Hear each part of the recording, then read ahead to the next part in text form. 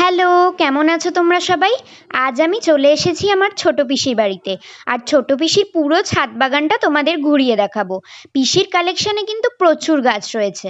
এই যে দেখছো এই স্ট্রবেরি গাছ, এর থেকে এত চারা বেরোয় পিসির আর রাখার জায়গা নেই, তাই কেটে কেটে ফেলে দেয়।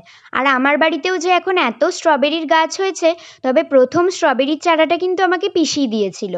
হলুদ রঙের এই হাইব্রিড করবি এবং এই নাইট কুইনের চারা দুটো আমি পিসিকে এনে দিয়েছিলাম। আর দেখো নাইট কুইন গাছটাই কিন্তু অলরেডি কুঁড়িও চলে এসেছে। পান পাতার মতো দেখতে এই গাছটিকে নর্থ বেঙ্গলের চলিত ভাষায় আমরা গুলঞ্চ গাছ বলে থাকি। এই গাছটি কিন্তু ডায়াবেটিস বা সুগারের অ্যান্টিডোট হিসেবে কাজ করে। এই যে গাছের কাণ্ডটা দেখছো, এটাকে ছোট ছোট করে টুকরো করে যাদের ডায়াবেটিস আছে তারা চিবিয়ে খেলে সুগার কিন্তু অনেকটাই কমে যায়।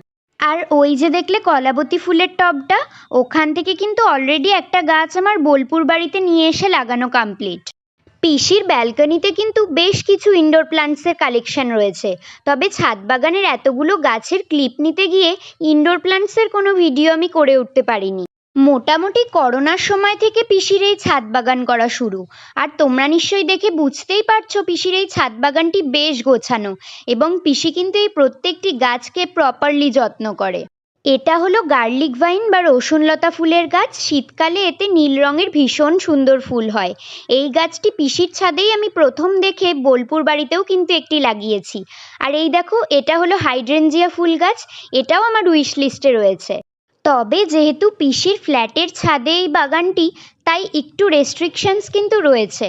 বড় বড় শহরে শুনি ফ্ল্যাটের ছাদে কিন্তু বাগান করা বারণ, আর কেউ যদি করেও ফেলে তাকে বাধ্য করা হয় সেই বাগানটি সরিয়ে ফেলতে।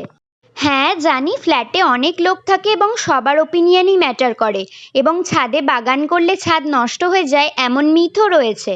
তবে প্রমোটাররা ফ্ল্যাট বানানোর সময় যে বড় বড় বৃক্ষগুলো কেটে ফেলে, সেগুলো কিন্তু পরিবেশ থেকে অনেকটা পরিমাণে কার্বন শোষণ করে। আর এরকম এক একটা ছাদ বাগান সেই বৃক্ষের কাছে কিছুই নয়। তবুও যেসব মানুষ তাদের ফ্ল্যাটের জানলায়, ব্যালকনিতে বা এরম ছাদ বাগান বানিয়ে গাছপালা টিকিয়ে রাখার প্রচেষ্টা চালাচ্ছে, তাদের সেই চেষ্টার পথে বাধা দেওয়াকে বা তাদের মনোবল ভেঙে দেওয়াকে কিন্তু আমি ভীষণভাবে অন্যায় মনে করি।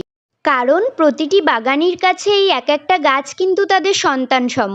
প্রতিবার পিসির বাড়িতে এলে আমি আর পিসি এই ছাদ বাগানে অনেকটা সময় কাটাই এবং গাছপালা নিয়েও প্রচুর গল্প করি।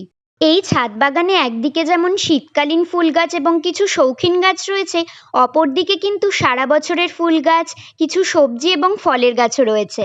আমার দেখানো গাছগুলোর মধ্যে কোনটা কোনটা তোমাদের বাড়িতে আছে কমেন্ট করে জানিও। চলো আজ আসছি, টাটা।